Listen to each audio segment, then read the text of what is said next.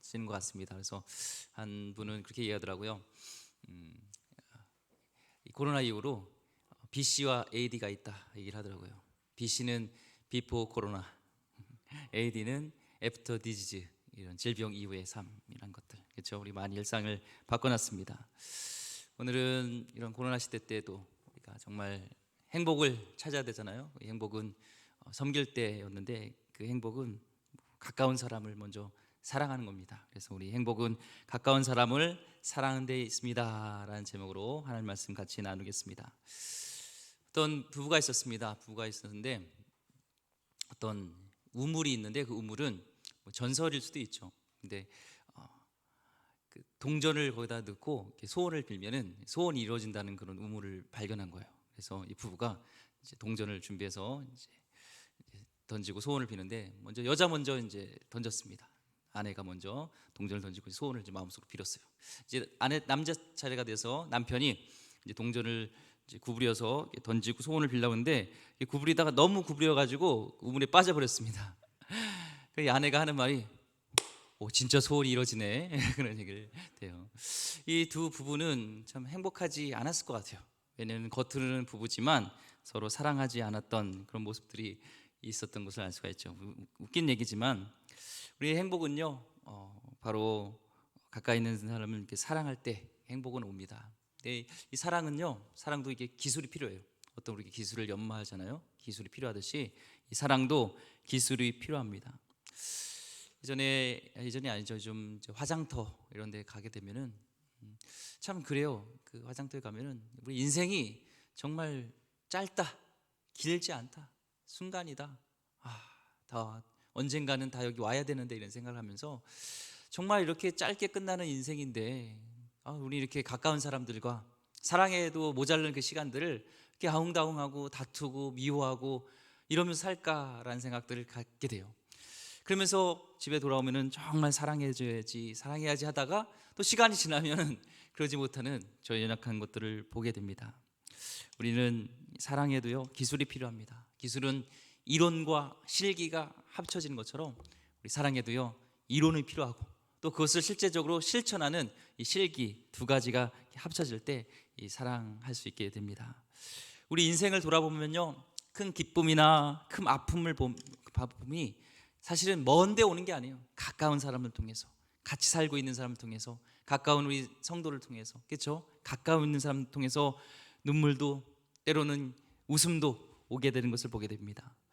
이 성경에 이 사도 바울 선생님을 이렇게 사역에 이렇게 인볼브시키고 이렇게 포함시켜주고 또 사역에 도움을 주고 또 선교 여행을 같이 할 수 있게끔 힘주고 격려해줬던 사람이 바로 이 바나바라는 사람이었습니다. 그렇게 바울이 또 사랑하고 서로 존경하는 모습 속에 있었지만 나중에 보면 또 서로 막 엄청 티격태격 또 싸우는 것이 사도행전에 나타나 있어요. 사도행전 15장 38절과 39절 보니까 바울은 밤빌리아에서 자기를 떠나 함께 일하러 가지 아니한 자를 데리고 가는 것이 옳지 않다 하여 서로 심히 다투어 피차 갈라서니 바나바는 마가를 데리고 배 타고 구브로로 가고 마가 요한을 데리고 가느냐 안 가도 되느냐 이것 때문에 서로 존경하고 사랑하는 사이인데도요 싸우고 이랬던 모습을 보게 됩니다. 우리는 어떻습니까? 우리 인생 가운데 가장 어려운 것은 가까운 사람을 어떻게 보면 사랑하는 것 같아요. 그래서 우리가 기도할 때 하나님 저 열방을 위해서 저 북한 땅을 위해서 저 가난하고 헐벗고 굶주린 자를 주님 도와주세요 할 때 막 눈물 콧물 흘리는데 가까이 정말 사랑하는 사람들 기도할 때는 때로는 사랑할 수 없는 간절히 기도할 수 없는 우리 연약한 모습들을 보게 됩니다. 사랑해야 되고 사랑할 수밖에 없는 사람인데도 불구하고 우린 가까운 사람들에게 상처를 주기도 하고 상처를 받기도 합니다. 가정에서, 직장에서, 때로는 교회에서 또 이 부부관계 속에서 또 자녀들 관계 이 속에서도 이런 상처를 주기도 하고 받기도 해요. 예전에 유명한 목사님이 그런 얘기를 하더라고요. 신부보다 목사가 참 어렵다. 그게 무슨 말인가 이렇게 생각해 봤어요. 근데 이런 얘기인 거예요. 자, 생각해 보세요. 자, 신부님은 이제 가정이 없잖아요. 아내가 없고 자녀가 없잖아요. 그러니까 그냥 말씀 연구하다가 이게 설교하러 이제 미사 때 이제 강단에 서면 됩니다. 근데 이 목사는 집에서 때로는 오해하지 마세요. 제 와이프가 그런다는 게 아닙니다. 예, 오해하시면 안 되죠. 이걸 얘기하면서 이걸 잘 해야지, 잘못하면 제가 집에 가면 오해받겠다. 바가지를 긁히다가도 정상적으로 예배 시간이 되면 설교단에 서서 설교를 은혜롭게 해야 된다는 거예요. 그거 쉽지 않죠. 바가지 긁어보셨어요? 바가지 긁혀보셨어요? 예, 그런 후에 이렇게 설교를 해야 된다는 것 때문에 목사가 참 어렵다라는 얘기를 한 것처럼 우리 삶 가운데요, 가까운 사람부터 우리는 마음적으로 무겁게 되는 환경이 참 많다는 것을 단적으로 얘기하는 겁니다. 가정에서, 직장에서, 아까 얘기했듯이 때로는 교회에서, 자녀들 관계 속에서 그런 문제가 우리가 생기기도 됩니다. 하기도 합니다. 사랑도 주고 또 사랑을 받기도 하고 또 상처를, 아픈 상처도 주고 받고 그렇습니다. 특히 부부의 관계에서도 그렇죠. 이 솔로몬이 인생의 그런 진리를 깨달은 이 솔로몬이 이렇게 전도서 9장 9절 말씀에 이렇게 얘기를 합니다. 내 헛된 평생의 모든 날 곧 하나님이 해 아래서 내게 주신 모든 헛된 날에 내가 사랑하는 아내와 함께 즐겁게 살지어다. 그것이 내가 평생의 해 아래서 수고하고 내 몫이니라 하면서 그가 인생에서 깨닫는 진리는 내가 사랑하는 아내와 함께 즐겁게 사는 것이 중요하다 얘기를 한다는 거예요. 이거는 꼭 아내만이 아니라 남편도 해당됩니다. 솔로몬은 이렇게 권하는 겁니다. 남편과 아내를 얼마나 여러분은 즐거워하고 있습니까? 여러분 어떻습니까? 혹시 즐거워하기는커녕 고통스럽게 살고 있지는 않습니까? 또는 아유 목사님 뭐예요? 그냥 참고 살아요. 참고 삽니다. 참을 인자 세시면 살인도 면한다는데 요즘 살인도 면하고 있습니다. 우리 말씀을 통해서 우리 가까이 있는 사람을 사랑하는 것이 행복의 비력이구나. 그렇게 솔로몬도 인생 속에서 많은 것들을, 부와 명예를 쌓았지만 진짜 행복한 것은 가까운 아내를, 가까운 남편을, 가까운 사람을 사랑하는 것인 줄 이렇게 깨달아서 이렇게 말씀하고 있습니다. 예전에 한 퀴즈 프로그램 중에서 이 할아버지 할머니가 나와서요, 이 할아버지가 문제를 냈는지 할머니가 문제를 냈는지 기억 안 나지만 어쨌든 한쪽에 퀴즈를 내고 한쪽은 맞는 프로그램이었어요. 그래서 정답은 이게 천생연분이었습니다. 이제 한 분이 얘기하는 거예요. 우리 같은 사이를 일컫는 말 하니까 한 분이 왼수 그러는 거예요. 두 글자 말고 네 글자, 그러니까 평생원수 그러더라고요. 이 어른들 대화 중에 보니까요, 이 남편들을 가리켜서 이 왼수라는 말을 이렇게 듣게 됩니다. 근데 여러분 그거 아세요? 왼수와 원수의 차이가 뭔지 아세요? 왼수와 원수의 차이. 전 알았습니다. 그래서 어르신들이 왼수라고 하는지, 이 원수는요 같이 살지 않아도 되는 사람이에요. 같이 살지 않아도 돼요. 그 원수요. 그러니까 원수 때문에 받는 고통은요 힘이 들어도 견딜 수 있어요. 같이 살지 않아도 돼요. 근데 이 왼수는요 같이 살아야 되는 사람이에요. 그러니까 고통을 받게 하는 사람이 바로 왼수입니다. 왜 사랑하는 님이 왼수처럼 우리는 여겨질까요? 우리는 그 장애물을 극복해야 됩니다. 우리는 더 많이 사랑할 수 있습니다. 이 장애물을 사랑해야 되는데 그렇지 못한 이 장애물들을 극복할 때 더 사랑할 수 있어요. 사랑하는데 장애물이 있는데 그것은 뭐냐면 사랑을 인격적 만남이 아닌 소유로 생각하는 장애물이 있다는 거예요. 사랑은요 이 소유가 아니라 인격인데 시간이 지날수록 가까운 사람 사이에 소유로 생각할 수 있다는 겁니다. 누군가를 좋아한다. 일단 그 사람이 이제 좋아하는 사람이 생기면요, 목표가 생기면 우리는 막 노력을 기릅니다. 특히 남자들요. 우리 결혼 전에 막 쫓아다니지 않았나요? 뭐 빵도 사주고 뭐 맛있는 것도 사주고 뭐 하면서 막 쫓아다녔잖아요. 그런데 이제 결혼하게 됐어요. 이 사랑에 대해서 이제 목표를 이루면 더 이상 우리는 노력을 하지 않는 것이 있다는 것이죠. 왜냐하면 그 소유, 결혼 자체가 목표 때문에 그런 것이죠. 에릭 프롬이요, 인간이 살아가는 양식은 크게 두 가지가 있다고 합니다. 한 가지 양식은 소유 양식, 또 한 가지 양식은 존재 양식인데 우리 인간은요 인격체예요. 존재로서 소중한 것입니다. 그 사람이 가진 어떤 것을 사랑한 것이 아니라 바로 그 사람의 전 존재를 사랑하는 것이 중요한 것이에요. 결혼한 지 얼마 안 된 부부가 이제 식사를 하게 됐습니다. 남편이 이 생선 몸통 있잖아요. 생선 좋아하세요? 이 생선의 몸통에 이 살만 골라 먹는 거예요. 그러니까 이 아내가 물었어요. 왜 살만 먹어? 나 결혼 전에 연애할 때는 머리와 꼬리만 먹더니 이제 몸통 살만 먹는 거예요. 왜 그렇게 하냐고. 그러니까 남편이 그런 거예요. 상황이 다르잖아. 그때 목표는 낚시였고 지금 목표는 생선을 먹는 거야. 여러분, 존재로서 전인격적으로 그 사람은 그 존재로 사랑하시길 바랍니다. 가까이 있는 사람을 그냥 소유가 아니라 뭔가 이익을 위한 것이 아니라 나를 돕는 사람으로 생각하지 마시고 존재로서 그 사람을 소중히 여기시기를 소망합니다. 옆 분한테 인사하겠습니다. 당신 존재로서 참 소중합니다. 당신 존재로서 참 소중합니다. 예. 또한 장애가 있어요. 우리 사랑하는데 넘어야 될 장애는 뭐냐면 친밀해지기보다 익숙해지는 장애물입니다. 이 사랑의 목표는 친밀함에 있지요, 익숙함에 있지 않아요. 근데 우리는 이거를 구분을 잘 못해요. 때로는 오랜 시간이 지나서 그냥 때로는 그냥 생얼로도 보고 그냥 어쩔 때는 옷도 그냥 서로 그냥 이렇게 대충 입고 막 그래도 우리는 뭐 친밀하니까. 근데 익숙함과 친밀함을요 굉장히 우리는 망각하게 될 때가 있어요. 근데 이 익숙한 것은요 그 가치를 망각하고 경멸하고 멸시하고 함부로 대하는 겁니다. 근데 친밀함은 그것이 아니에요. 더 가까워지는 거예요. 그 사람의 존재를 더 알아가고 사랑해주고 저 사람의 연약함이 무엇인가, 내가 도와줄 것, 섬겨줄 것이 무엇인가를 생각하는 것이 친밀함이죠. 저도 이제 뭐 좀 죄송스럽겠지만 이제 10여 년이 결혼한 지가 됐습니다. 그런데 제 와이프한테 저는 반말을 했었어요. 반말. 왜냐면 만날 때부터 와이프랑 저랑 만날 때 제가 목사였습니다. 와이프는 저한테 목사님 이렇게 존댓말을 했고 저는 그냥 성도로서 반말을 했어요. 근데 시간이 지나면서 이게 친밀함이 될 줄 알았는데 이 친밀함이 아니라 익숙함이 되더라고요.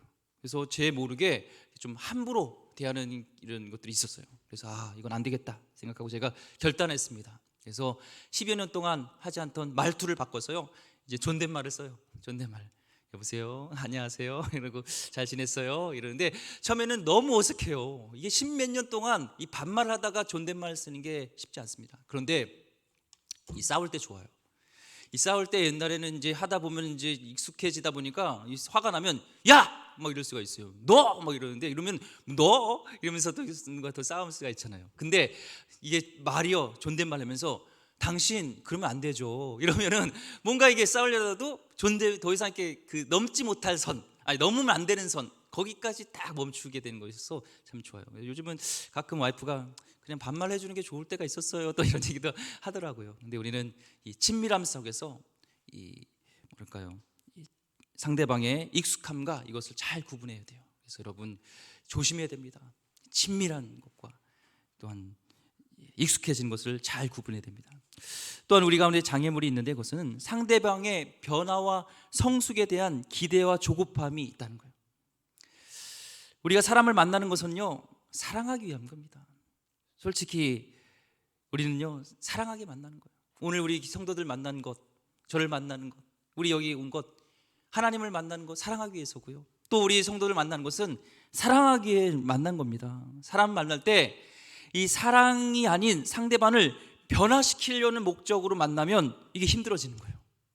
우리 변화시키지 마시고 그냥 있는 대로 사랑해 주시길 바랍니다. 부부간에도요 그냥 사랑하세요.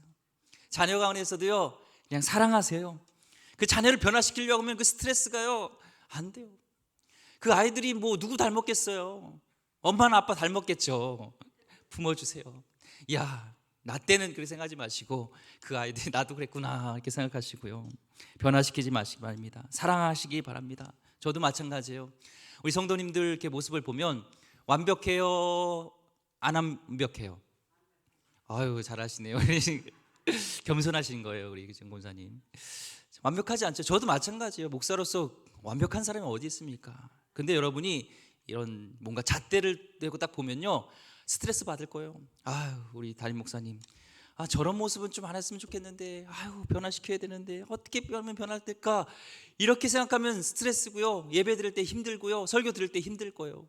그런데 우리 목사님은 저 있는 모습 그대로 우리 목사님은 이렇게 저렇게 썰렁한 것도 그렇게 재밌는지 모르겠어 있는 모습대로 봐주시면은 그냥 사랑스러운 거고요. 저도 마찬가지입니다. 우리 성도님들 볼 때 저분은 인간적으로 볼 때 저 집사님은 저런 모습이 단점이 있고 저 집사님은 저런 강점이 있고 이런 게 있지만 다 내려놓으려고 합니다. 사람이 어떻게 사람을 변화시킬 수 있겠습니까? 하나님만이 그 사람을 변화시킬 수 있습니다. 그 말을 가지고 여러분 변화시키지 마시고 품어주시고 사랑하세요. 그러면 예배 드릴 때 이 시간이 행복할 것이고요, 사람을 만날 때 그 시간이 행복할 것입니다.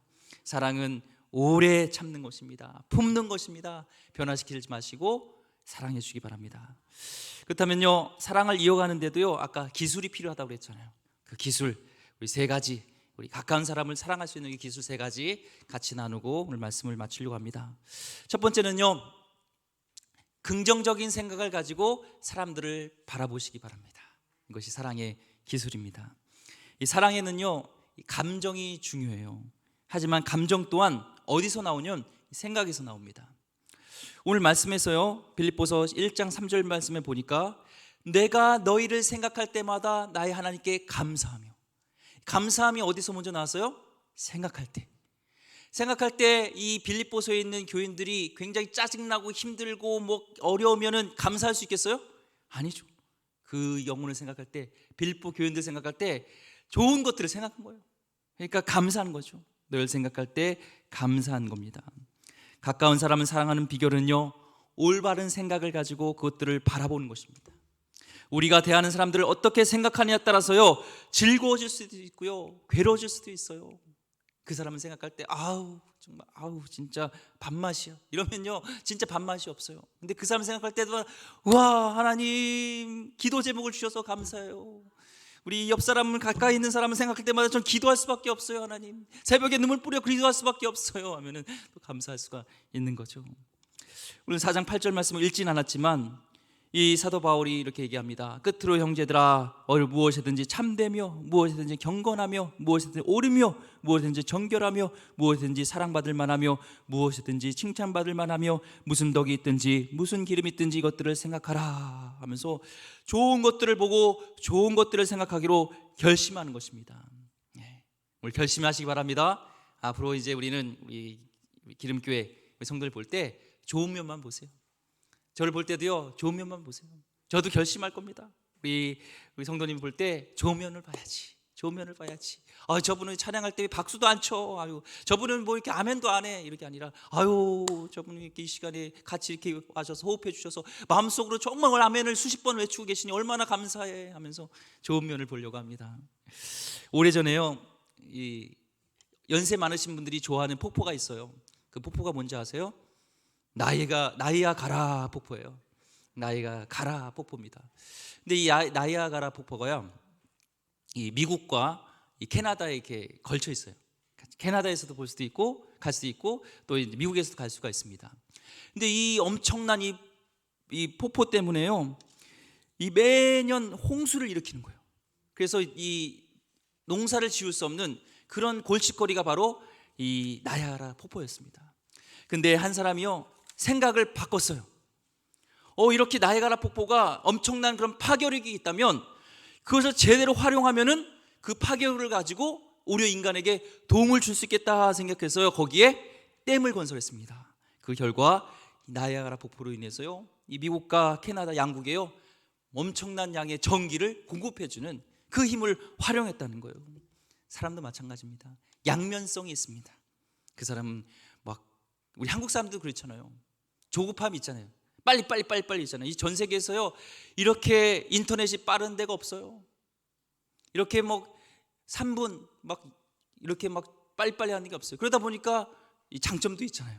양면성이 있는 거예요. 마찬가지로 그 사람의 옆에 있는 사람의 가까이 사는 사람의 양면성을 보면서 단점을 보지 마시고 장점을 보시기 바랍니다. 빌립보서 1장 6절 말씀에 너희 안에서 착한 일을 시작하신 이가 그리스도 예수의 날까지 이루실 줄을 우리는 확신하노라. 이 빌립보 교인들이 그렇게 볼 때 성숙하지 않을 수도 있어요. 근데 이 사도 바울은요 지금이 아니라 너희가 지금 모습은 이럴지 모르지만 너희 안에 하나님이 있어.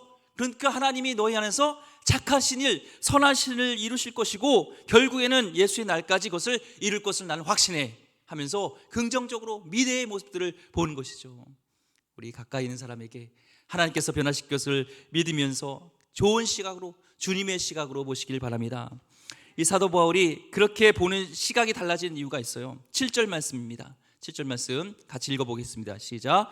내가 너희 무의를 위하여 이와 같이 생각하는 것이 마땅하니 이는 너희가 내 마음에 있으며 나의 매임과 복음을 변명함과 확정함에 너희가 다 나와 함께 은혜에 참여한 자가 됨이라. 여기서 중요한 단어가 있는데 은혜에 참여한 자가 됐다는 거예요. 이 빌립보 교인도 그렇고 이 사도 바울도요, 은혜의 맛을 봤다는 거예요. 은혜에 참여한 자가 됐다는 거예요. 은혜란요, 받을 수 없는 죄인이, 받을 수 없는 자가 값없이 받는 것이 은혜잖아요. 뭔가 대가를 주고 받는 것이 아니라요. 이 바울도요, 젊었을 때 이 서슬이 시퍼런 혈기가 넘치는 청년이었습니다. 그래서 율법대로 사람을 정죄하고, 율법을 봤을 때 이 그리스도인, 예수를 따르는, 예수를 믿는 자들은 잡아 족쳐야 돼, 죽여야 되는 것이 그에게는 율법적인 거였어요. 그런 혈기왕성한 그가 그 율법대로 살았는데, 그리고 이 그리스도인들에게서 막 핍박을 했습니다. 근데 그가 예수님을 만났어요. 그리고 은혜를 경험하고요, 복음을 만나고 새롭게 변화되었습니다. 주님 안에서 그렇게 죄인 중에 괴수였던, 죄인 중에 줄 서세요 하면 제일 먼저 서야 될 이 죄인 중에 괴수였던 사도 바울을 용서해 주시고, 하나님께서 긍휼을 여겨주셔서 세계 복음화를 이루는 일에 하나님께서 그를 쓰시는 걸 보면서, 아, 모든 사람 안에는 가능성이 있구나. 하나님을 만나면, 그 안에 주님이 계시면 나와 같이 율법주의자도 변화될 수 있구나라는 것을, 은혜를 경험한 것입니다. 그렇기 때문에 너희 안에서 착하신 일을 이루실 분은 그리스도 예수야. 그분이, 그 하나님이 예수의 날까지 이루실 것을 믿어 하면서, 내가 변화됐는데 너희가 왜 변화 안 되겠어 하면서 그런 모습을 보는 것이죠. 여러분, 변화됐습니까? 주님의 은혜로 변화됐습니까? 그러면 우리 가까이 있는 사람도 변화될 수 있습니다. 저도 변화될 수 있습니다. 여러분 자녀도 변화될 수 있고요, 가까이 있는 그 용서할 수 없는 그 사람도요, 변화될 수 있습니다. 사랑의 기술 중 중요한 것은요, 사람에게 좋은 점을 찾아낼 줄 아는 것입니다. 좋으신 하나님이면 가능합니다. 좋으신 하나님을 만나시면 됩니다. 이 누가복음, 마태복음 7장과 11절 말씀에 보면은 바로 하나님께서 구한 자에게 좋은 것을 주신다고 그래요. 좋은 것을. 그런데 그 좋은 것이 누가복음 11장 13절 말씀에 보면은 이 성령입니다. 성령님. 이 성령의 열매 중에 첫 번째가 뭐예요? 사랑이잖아요. 사랑. 성령님이 임하시면요, 사랑이 넘칩니다. 내 안에 그런 좋은 모습으로 볼 수 있는, 사랑의 모습을 볼 수 있는 제일 중요한 조건은요, 성령님이 임하시면 됩니다. 내 안에 가까이 있는 사람을 내가 사랑하지 못하는구나, 사랑의 열매가 없구나라는 것은 성령님이 내 안에 없구나, 충만하지 않구나, 이걸 보면서 성령님을 구하시길 바랍니다. 오늘 하나님, 나에게 성령이 충만하게 임하여서 성령의 열매인, 가장 중요한 먼저 사랑의 열매가 맺히기를 원해서 성령의 열매들이 내 안에 맺히기를 원합니다. 하나님, 저 영혼을 나는 사랑할 수 없지만 성령이 내 안에 임하시면은 분명히 나를 변화시키고 사랑의 눈으로 볼 줄 믿습니다 하면서 성령님을 구하시길 소망합니다. 빌립보서 3장 말씀에, 1장 3절 말씀에 내가 너희를 생각할 때마다 나의 하나님께 감사하며, 그는 이 빌립보에 있을 때 귀신 들린 여종을 고쳐줌으로 매를 맞고 이 감옥에 갇히기도 했습니다. 이 경험들을 볼 때 좋은 추억만 있는 것이 아닙니다. 그런데 그는 사랑스러운 추억을 생각하면서 감사했습니다. 우리도 좀 그랬으면 좋겠습니다. 좋은 것들을 생각하면서, 내가 오늘 빌립보서 1장 3절 말씀마다 내가 너희를 생각할 때마다 나의 하나님께 감사하며, 내가 강 목사를 생각할 때마다 하나님께 감사하며, 내가 김 집사님을 생각할 때마다 하나님께 감사하며, 아내를 생각할 때마다 하나님께 감사하며, 남편을 생각할 때마다 하나님께 감사하며, 나의 자녀를 생각할 때마다 하나님께 감사하며, 그 옆에 있는 동료를 생각할 때 하나님께 감사하며, 성령이 충만할 때 이것이 이렇게 될 줄 믿습니다. 좋은 점을 찾아서 감사하시기 바랍니다. 오늘날 여기까지 오는 동안 은혜를 베풀어 주신 가까운 부모님께 감사해야 합니다. 아내와 남편에게 감사해야 합니다. 무엇보다도 하나님께 감사해야 됩니다. 만일 부모님이라면은, 자녀를 둔 부모라면은요, 한번 자녀들에게 감사하다고, 고맙다고 한번 해보시기 바랍니다. 해보신 적 있습니까? 저도 이 말씀을 준비해 보면서 아이들에게 고맙다는 얘기를 잘 못 해본 것 같아요. 마음속에 있는데, 근데 저는 또 실천하려야 됩니다. 자녀들 때문에 고민하고 그들이 아픔 때문에 잠 못 이룰 때도 있었지만 그들이 준 우리의 기쁨과 감격이 있지 않습니까? 어떻게 그것을 비교할 수 있겠습니까? 어찌 잊을 수 있겠습니까? 오늘 가까이 있는 자녀들에게 오늘 사도 바울이 고백했던 것처럼 너희를 생각할 때 내가 감사한다, 너가 참 고맙다 한번 오늘 가까운 사람에게 표현하시기 바랍니다. 사랑을 계속 이어가는 기술 두 번째는 그렇습니다. 있는 모습 그대로 용납하고 성장하기까지 인내하십시오. 이 바울은요, 이 빌립보 교인들을 대할 때 확신이 있었어요. 그것은 바로 하나님이 일을 시작하셨다는 확신이 있었습니다. 그래서 1장 6절 말씀에 너희 안에서 착한 일을 시작하신 이가 그리스도 예수의 날까지 이루실 줄을 우리는 확신하노라. 이 바울이 사랑하고 있는 이 성도들이요, 원숙하지 않았어요. 성숙하진 않았습니다. 그러나 바울은요, 그들을 있는 모습 그대로 용납하고 끝없는 기대를 가지고 바라보고 있는 겁니다. 우리는 다른 사람들을 바라볼 때 그들보다 그들 안에서 역사하고 계시는 하나님을 바라보아야 합니다. 성도들을 대할 때마다 바로 그 성도 안에서 예수님이 살고 계시다는 확신을 가지고 바라보아야 됩니다. 하나님은 변화시키는 일을 아직 끝내지 않았습니다. 이마에, 우리는 성도들의 이마에 봐야 돼요. 아직 공사 중, 하나님이 일하고 계심을 봐야 돼요. 우리가 가장 큰 실수가 뭐냐면요, 그동안 그래도 그 사람이요, 하나님이 변화시키신 그 변화온 삶을 인정하기보다, 그걸로 인해서 감사하고 기뻐하기보다 앞으로 저 사람이 얼마나 변해야 되느냐에 초점을 맞추는 거예요. 한번 돌아보세요. 가까이 있는 사람, 그래도 많이 변화되지 않았나요? 예전보다 많이 변화되지 않았나요? 그것을 바라봐야 되죠. 그것을 바라보기 바랍니다. 미국의 한 정원사가 이제 농림부 장관에게 이 편지를 썼어요. 그게 뭐냐면 민들레를 없애는 방법, 민들레를 없앨 수 있는 좋은 방법들을 이제 농림부가 이제 막 간행물을 내고 여러 가지를 이제 알려줬어요. 근데 그것들을 간행물대로 다 했는데도 불구하고 이 민들레가 안 없어지는 거예요. 그래서 이 농림부 장관에게 한탄을 한 거죠. 이게 아직도 그 농림부에서 나온 그 발간된 대로 다 간행물대로 다 했는데, 방법대로 했는데도 이 민들레가 안 없어집니다. 근데 답신이 왔습니다. 답장은 이렇습니다. 귀하께, 만약 당신이 정말로 모든 방법을 다 동원해 봤는데도 여전히 민들레가 자라고 있다면 이제 당신이 해야 할 일은 딱 한 가지밖에 남아있지 않은 것 같습니다. 그것들을 사랑하는 법을 배우십시오. 빌립보서 1장 8절 말씀에 내가 예수 그리스도의 심장으로 너희 무리를 얼마나 사모하는지 하나님이 내 증인이시라. 그리스도의 심장을 가질 때 우리는 사랑할 수 있습니다. 때로는 우리 가까이에서 우리를 괴롭히는 사람들을 만날 수 있습니다. 어떤 방법을 다 동원해도 그 사람을 멀리할 수 없다면 그때 남아있는 방법은요, 그 사람들을 사랑의 대상으로 삼는 것입니다. 요즘 사회적 거리 두기라는 말이 있죠. 그런데 이 말은 틀리다라는 그런 어떤 분이 얘기하는데 저도 그 동의를 합니다.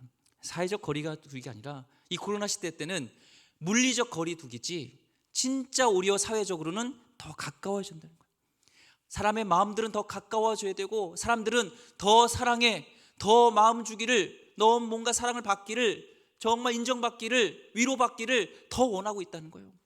이럴 때 더 필요한 것이 사회적 거리두기가 아니라 사회적으로는 가까워지고 물리적 거리두기가 필요하다는 것을 보게 됩니다. 우리 크리스찬으로서 더 한 영혼을 사랑할 수 있는 여러분 되길 소망합니다. 마지막 세 번째요, 허물을 덮어주며 기도하는 훈련의 기술이 필요합니다. 오늘 빌립보서 1장 4절 말씀에 보니까 너희를 간구할 때마다 너희 무리를 위하여 기쁨으로 항상 간구하면, 이 사도 바울 선생님은요, 빌립보 교인들을 위해서 늘 기도했어요. 그리고 빌립보 교인들을 위한 기도 내용이 오늘 9절부터 11절까지 이렇게 나오고 있습니다. 내가 기도하노라 너희 사랑을 지식과 모든 총명으로 점점 더 풍성하게 하사 너희로 지극히 선한 것을 분별하며 또 진실하여 허물 없이 그리스도의 날까지 이루고 예수 그리스도로 말미암아 의의 열매가 가득하여 하나님의 영광과 찬송이 되기를 원하노라, 이렇게 얘기합니다. 우리 가까운 사람들을 사랑하는 가장 좋은 방법은요, 그들을 위해서 중보하는 겁니다. 그의 허물을 드러내는 것이 아니라 그를 위해서 기도하시기 바랍니다. 허물과 단점이 보일 때 정죄하기보다 그런 모습까지도 용납하고 사랑할 수 있게 달라고 기도하시기 바랍니다. 가까운 사람들을 미워하며 살기에는요, 우리 인생이 너무나 짧습니다. 하나님이 우리 주위에 보내주신 사람들을 기뻐하지 못한다면 우리 삶은 불행해질 것입니다. 여러분 어떻게 선택하겠습니까? 저도 이제 담임이 되다 보니까요, 책임감이 많이 있더라고요. 그러면서 우리 부교육자분들 또 이렇게 교회를 보면서 뭔가 이렇게 관리자의 눈을 보는 것 같아요. 뭐 보면 이게 현수막이 좀 삐뚤어진 거나 없는지, 뭔가 이게 주보에 뭔가 오타는 없는지, 뭐 하나부터 10까지 다 이렇게 보게 되더라고요. 그러면서 내 안에 좀 예민해졌던 것들이 있어요. 까칠한 부분들이 있었어요. 우리 부교육자분들도 여기 있지만 중요한 것이 어떤 것들을 지적하고 잘못된 것들을 내가 이렇게 흠집을 내는 것이 아니라 하나님이 주님의 나라를 위해서 이렇게 같이 가는 이 여정에서 이렇게 같이 만나게 한 것은 더 사랑하고 더 품어줘야 되는 것이 아닌가라는 것들을 다시 한번 생각하면서 우리 부교육자분들을 저도 더 사랑하고 더 기도해주고 저들의 모습에 뭔가 실수가 있을 때 뭔가 이렇게 지적하기보다, 그러니까 잘못된 건 이렇게 고쳐줘야 되겠죠. 하지만 뭔가 더 좋은 말로 사랑해주고 품어준다면 언젠간 저들도 하나님이 쓰시는 더 귀한 일꾼이 되지 않을까라는 마음을 갖게 됩니다. 여러분도 오늘 말씀을 통하여서 사도 바울이 빌보 교인들의 눈에 시각이 바뀌었던 것처럼 여러분도 사랑하기로 결심하고 여러분 시각을 바꾸고 그 영혼을 위해서 기도하는 하나님 귀한 백성 되길 소망하고요. 특별히 우리 지역사회에 중보가 많이 필요합니다. 사랑이 많이 필요한 자들이 많이 있습니다. 우리 그리스도인들이 더 사회적 거리가 더 물적 거리가 더 많아질수록 이제 2단계가 되고 그러면은 어떻게 보면은 또 우리가 또 비대면으로 드릴 수도 있습니다. 그때 어떻게 할까요? 삶으로 예배드리는, 우리는 이론적 무신론자가 있지만 그것은 이론적으로 이미 예수님을 믿지 않는 거예요. 근데 더 중요한 것은요, 실천적 무신론자가 되지 않는 거예요. 그건 뭐예요? 삶으로 실천하지 않는 것이 실천적 무신론자죠. 여러분 오늘 알므로 끝나는 것이 아니라 여러분 삶에서 내가 가까이 있는 사람을 이제는 이 코로나 시대 때 정말 품고 살아겠노라 결단하는 실천적 무신론자가 아니라 실천적 신자가 되는 귀한 주님의 백성 되기를 주님으로 간절히 축원드립니다. 기도하겠습니다. 하나님, 우리의 행복은 먼 곳에 있는 것이 아니라 한 영혼을 정말 사랑할 때, 정말 품을 수 없는 영혼들을 사랑하고 그 영혼이 주님의 눈으로 정말 사랑의 모습으로 바뀔 때 내 가운데 고민이 없어지고 하나님 기쁨이 넘치고 행복이 넘치게 될 줄 믿습니다.